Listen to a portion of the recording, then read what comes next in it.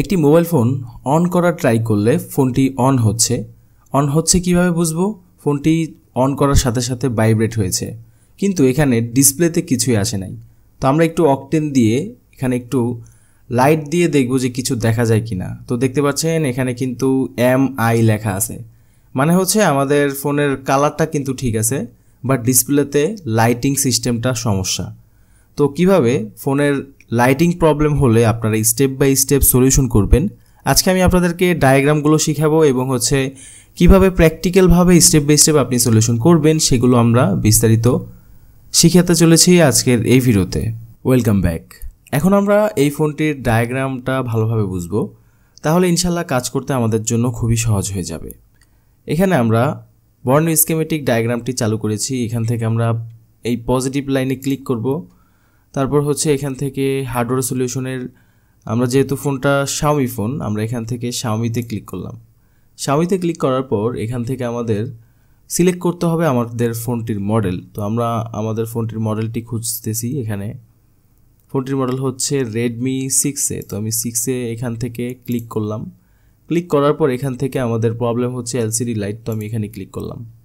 ওকে, এটা হচ্ছে আমাদের লাইটিং ডায়াগ্রাম। এখানে দেখেন চারটা কালার আছে, মানে চারটা লাইন আছে। চারটা লাইনের মধ্যে কোনটা কি আমি একটু দেখাই। এটা হচ্ছে আমাদের ডিসপ্লে কানেক্টর। ডিসপ্লে কানেক্টরের প্রথম যে লাইনটা আছে 16 নাম্বার লেখা আছে, 16। এটা হচ্ছে আমাদের লাইটিংয়ের পজিটিভ লাইন। এটা কিভাবে পজিটিভ এবং কোন জায়গা থেকে এটা আসছে সেটা একটু দেখাই। তো এখানে একটা রেজিস্টর আছে, দেখতে পাচ্ছেন একটা রেজিস্টর আছে সাদা কালার, যেটা প্যারালাল অবস্থায় আছে। মানে প্যারালাল অবস্থায় বলতে অন্য পাশে গ্রাউন্ড এবং আরেক পাশে পজিটিভ, পজিটিভ নেগেটিভের মাঝখানে আছে। এবং আরেকটা রেজিস্টর হচ্ছে positive by positive, positive by positive. এই পাশ থেকে এই পাশ ব্রিজ হয়েছে, মানে সিরিজ হয়েছে। তো এখান থেকে সামনের দিকে গেল। এই লাইনটার নাম হচ্ছে কি LCM LED A। এ মানে হচ্ছে অ্যানোড, ঠিক আছে। তো ডিসপ্লের অ্যানোডের লাইন এটি, মানে ডিসপ্লের পজিটিভ লাইন। তো এখানে আরেকটা রেজিস্টর সিরিজ হয়েছে এবং রেজিস্টরের সাইজ হচ্ছে আমাদের 0 ওহমস থেকে 2700 ওহমস হতে পারে। এটা মানে আপনি এটা 0 ওহমস থেকে 2700 পর্যন্ত যে কোনো ধরনের রেজিস্টর হতে পারে, ঠিক আছে। এই রেজিস্টরটা যদি প্রবলেম হয় আপনি জাম্পার করলেও কিন্তু সমাধান হয়ে যাবে। তো তারপর হচ্ছে এই লাইনটা এখান থেকে আবার সিরিজ হয়েছে। সিরিজ হওয়ার পরে এখানে একটা ক্যাপাসিটার আছে প্যারালাল অবস্থায়। তারপর হচ্ছে লাইনটা উপর দিকে গিয়েছে। উপর দিকে যাওয়ার পর এখানে আরেকটা ক্যাপাসিটারের সাথে সম্পৃক্ত, যেটা গ্রাউন্ডের সাথে এক পাশে এবং আরেক পাশে হচ্ছে পজিটিভ লাইন। তো এটাও প্যারালাল অবস্থায় ক্যাপাসিটার। আর এখানে তারপর হচ্ছে আরেকটা ডায়োড সম্পৃক্ত আছে এবং ডায়োডটার অপর পাশ হচ্ছে আরেকটা লাইন। এটা এখান থেকে এই পাশে সিরিজ হইয়া তারপর লাইনটা আউটপুট হয়েছে। এই লাইনের সাথে আবার আরেকটা লাইনের সাথে সম্পৃক্ত এখানে আইসি যেটা রয়েছে লাইটিং আইসি, সেই লাইটিং আইসির আরেকটা পিনের সাথে সম্পৃক্ত। তো আমরা যারা ইতিপূর্বে আমাদের লাইটিং সেকশন নিয়ে অন্যান্য ভিডিওগুলো দেখেছিলাম, সেখানে বেসিক্যালি লাইটিংয়ের ডায়াগ্রাম দেখানো হয়েছে, যেটা হচ্ছে নর্মাল প্রাইমারি ডায়াগ্রাম, মানে সহজ ডায়াগ্রাম যেগুলো। তো সেগুলো থেকে আমরা দেখেছিলাম যে ডায়োডের অপর পাশে হচ্ছে মূলত ভোল্টেজের লাইনটা থাকে এবং ডায়োডের অপর পাশের সাথে আরেকটা লাইন সম্পৃক্ত থাকে, সেটা হচ্ছে কন্ট্রোলিংয়ের জন্য। তো এই যে লাইনটা এখানে যে একটা বলের সাথে সম্পৃক্ত হয়েছে, এটা হচ্ছে কন্ট্রোলিং করার জন্য, যে ডায়োডের এই প্রান্ত থেকে এই প্রান্তে যে লাইনটা সিরিজ হয়ে ভোল্টেজটা সাপ্লাই করতেছে, এই সাপ্লাই লাইনটা কি ঠিকঠাকভাবে চলতেছে কিনা সেটা বোঝানোর জন্য, সেটা কন্ট্রোলিংয়ের জন্য। যে কম যদি সাপ্লাই করে তাহলে আইসিকে বলবে এই কম সাপ্লাই হচ্ছে, এটা ঠিক করো। আবার যদি দেখা যায় বেশি সাপ্লাই হচ্ছে, তখন আইসিকে সিগন্যাল পাঠাবে যে বেশি সাপ্লাই হচ্ছে, তখন সে পরিমাণ মতো সাপ্লাই দিবে। তো মূলত এই লাইনটা কন্ট্রোলিংয়ের জন্য ব্যবহার করা হয়। এবং অপর পাশে হচ্ছে আমাদের মেইন লাইন, যেটা বুস্ট কয়েলের সাথে সম্পৃক্ত হইয়া ডায়োডের অপর পাশে ভোল্টেজটা তৈরি হয় বা জেনারেট হয়। ওকে, সো তারপর হচ্ছে এখানে লাইটিং এসির ভিতরে দুইটা লাইন আছে, একটা বেগুনি কালার এবং আরেকটা কি কালার কে জানে।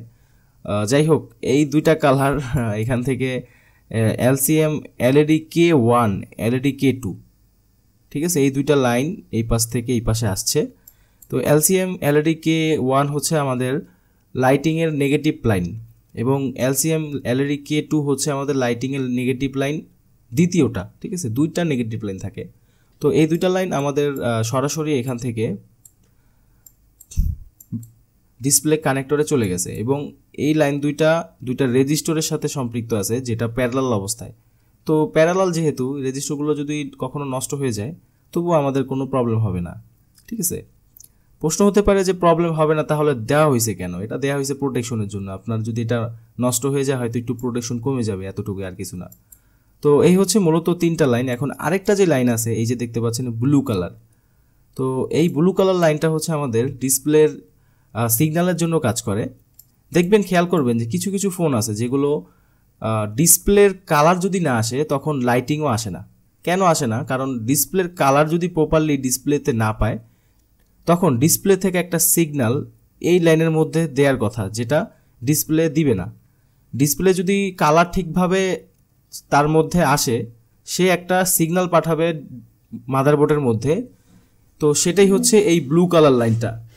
ডিসপ্লে থেকে একটা সিগন্যাল আসবে যে হ্যাঁ, আমি কালার আমার এখানে আসছে, তুমি তোমার পরবর্তী কাজগুলো চালু করতে পারো।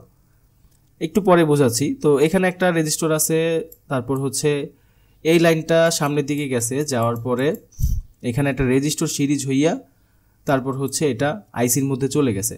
মূলত হচ্ছে ফোন অন করার পর যদি আমাদের ডিসপ্লেতে কালার ঠিকঠাক মতো আসে, কালারের যে লাইনগুলো আছে সেগুলো যদি ঠিকঠাক মতো থাকে, তাহলে ডিসপ্লে থেকে একটা সিগন্যাল দিবে এইখানে, ডিসপ্লে থেকে একটা সিগন্যাল এখানে আউটপুট করবে, যেই আউটপুট লাইনটা আইসির মধ্যে সিগন্যাল পাঠাবে। আইসি থেকে কিন্তু যাবে না, মানে আইসির মধ্যে আসবে, ডিসপ্লে থেকে আইসির মধ্যে একটা সিগন্যাল আসবে। এজন্যই যে হ্যাঁ, আমার কালার ঠিকঠাক মতো আসছে, এবার তুমি লাইটিংয়ের কাজ শুরু করতে পারো। তখন লাইটিং এসে বুঝতে পারবে যে হ্যাঁ, ডিসপ্লেতে কালার ঠিক আছে, এবার আমি লাইটিংয়ের কাজটা শুরু করি। তখন লাইটিংয়ের কাজ শুরু করার পর লাইট চলে আসবে। তো খেয়াল করবেন যে কিছু ফোন আছে যেগুলো ফোন অন করলে কালারও আসে না, লাইটও আসে না। অনেক টেকনিশিয়ান ভাইরা মনে করে যে যেহেতু লাইট কালার কোনোটাই আসে না, আচ্ছা ঠিক আছে, দুইটাই ঠিক করতে হবে, তাহলে আগে লাইটিংটা ঠিক করি, তারপর লাইটিং আইসি ঠাইসি চেঞ্জ করে পুরাই অস্থির, কিন্তু কোনো কাজ হয় না।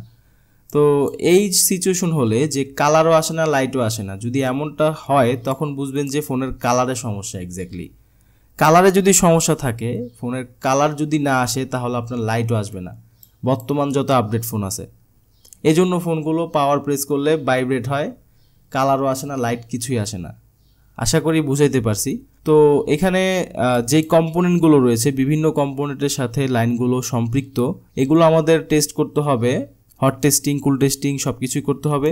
তো এই টেস্টিং করার পর আমাদের হচ্ছে স্টেপ বাই স্টেপ কাজ করতে হবে। তো চলুন প্র্যাকটিক্যালভাবে আমরা কাজগুলো দেখে আসি। তো প্রথমে আমরা লাইটিং সেকশনের যেই শেলটা রয়েছে, এই উপরের টিনটা আমরা খুলব। তো এই জন্য একটা ট্রিক্স অবলম্বন করছি এখানে, যে টিনটা যেন সেফলিভাবে বোর্ডের যেন কোনো লাইন না ওঠে, সেভাবে খোলার জন্য আমরা এখানে রাং দিয়ে সোল্ডারিং করতেছি। এবার আমরা হিট করতেছি এখানে। তো পর্যাপ্ত পরিমাণ হিট হলে তারপর হচ্ছে আমরা একটু টিনের এক কোণা দিয়ে একটু চাড়িয়ে দিব, খুব সাবধানে, যে সেখানে যেন কোনো ধরনের কম্পোনেন্ট না থাকে, বা থাকলেও যেন বেশি প্রেশার না হয়। অতিরিক্ত ঠেলা মারলে কিন্তু আবার সমস্যা আছে। ওকে, এখানে আমাদের টিনটা খোলা হয়ে গেছে। তো এখানে টিনটা খোলার পর এখন আমরা লাইটিং সেকশনগুলো ভালোভাবে টেস্ট করব।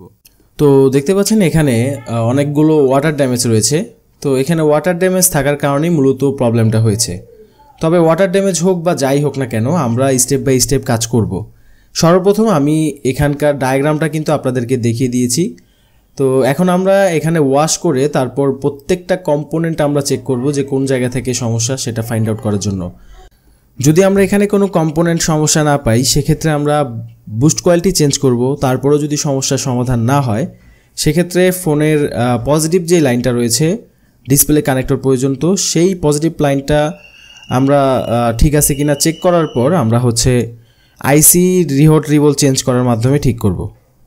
তো আমি এখানে সর্বপ্রথম এখানকার যে কম্পোনেন্টগুলো আছে সেগুলো মেপে নিব।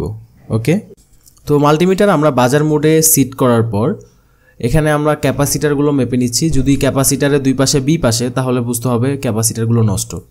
তো আমরা এখানে প্রত্যেকটি ক্যাপাসিটার মেপে নিব। এখানে কয়েল, এটা বিপ আসবে, তো এটা বিপ আসছে, এটা ভালো। তো ক্যাপাসিটারে বিপ আসা যাবে না, কিন্তু কয়েলে বিপ আসলে সমস্যা নাই।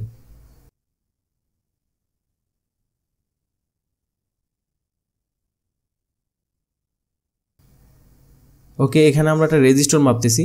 রেজিস্টার মাপার জন্য আমরা ডায়োড রেঞ্জ সেট করলাম, তারপর হচ্ছে এখানে মাপার পর এখানে 484 রিডিং আসছিল, তো ওকে এটা। তারপর এখানকার রেজিস্টার 0 রিডিং আসতেছে, এটাও ওকে আছে। মানে রেজিস্টার মাপতে গেলে যদি দুই পাশে রিডিং আসে তাইলেই হচ্ছে ওকে। কিন্তু দেখতে পাচ্ছেন এখানে কোনো ধরনের কিন্তু রিডিং আসতেছে না এই রেজিস্টারটা। যদি রিডিং না আসে তখন আমরা ওহমস রেঞ্জে রেখে তারপর হচ্ছে আবার মাপবো। তো এখানে তারপরও রিডিং আসতেছে না, এর মানে হচ্ছে আমাদের রেজিস্টারটা প্রবলেম আছে। আমরা এখন বুস্ট কয়েলটা একটু মেপে নেই। বুস্ট কয়েল মাপার জন্য এখানে বাজার মুড সিলেক্ট করতে হবে, মানে বিপ মুড। তো বিপ মুডে রাখার পর এখানে বুস্ট কয়েলটা মাপতে গেলে এখানে বিপ আসবে। যদি বিপ আসে তাইলে বুঝতে হবে ভালো হওয়ার সম্ভাবনা, আর যদি বিপ না আসে তাইলে বুঝতে হবে 100% এটা নষ্ট। এখন আমরা ডায়োড মাপবো। ডায়োড মাপার জন্য আমাদের ডায়োড রেঞ্জ সিলেক্ট করতে হবে। তারপর আমরা এখানে এক পাশে রিডিং পাবো 150-এর মতো পেলাম। তো যে কোনো রিডিং আসতে পারে এক পাশে, এবং লাইনটা যখন ঘুরিয়ে মাপবো তখন কোনো রিডিং আসবে না, মানে প্লাস মাইনাস ঘুরিয়ে যখন মাপবো তখন কোনো রিডিং আসবে না। তো আমাদের ডায়োডটা সঠিক আছে, ডায়োড নষ্ট হয়নি, ডায়োড ভালো। তো আমাদের এই রেজিস্টারটাতেই প্রবলেম হয়েছে। এই রেজিস্টারটা হচ্ছে সিরিজ অবস্থায় আছে, আমরা ডায়াগ্রামে দেখেছিলাম। তো এটা আমরা ফেলে দিলাম। এখন এই জায়গাটার মধ্যে আমরা জাম্পার করে দিব। যে কোনো লাইন জাম্পার করলে আমাদের এখানে পেস্ট দিয়ে তারপর তাতালার রাং থাকা অবস্থায় আমাদের এভাবে জাম্পার করতে হবে। তো জাম্পার করার পর আমরা এটা লাইনটা কেটে দিব। ওকে, তো আমাদের জাম্পার হয়ে গেছে। এখন আমরা ফোনটা টেস্ট করে দেখি যে আমাদের লাইটিং প্রবলেম সলিউশন হয়েছে কিনা। ওকে, আমাদের ফোনটা অন হয়ে গেছে।